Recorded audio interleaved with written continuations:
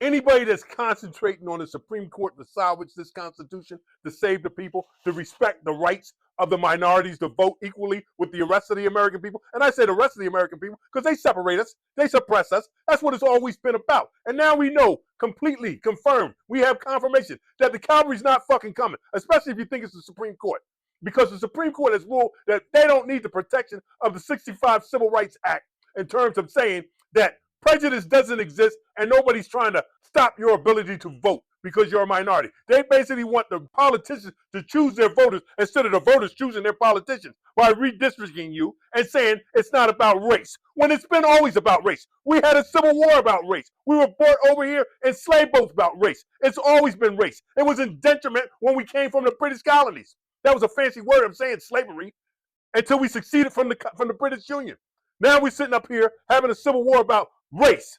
And now in 2026, we can't get equal treatment as all Americans should be in terms of having the right to choose our politicians. And we can't get it backed up by the Constitution, and sure in hell can't get no support from the Supreme Court.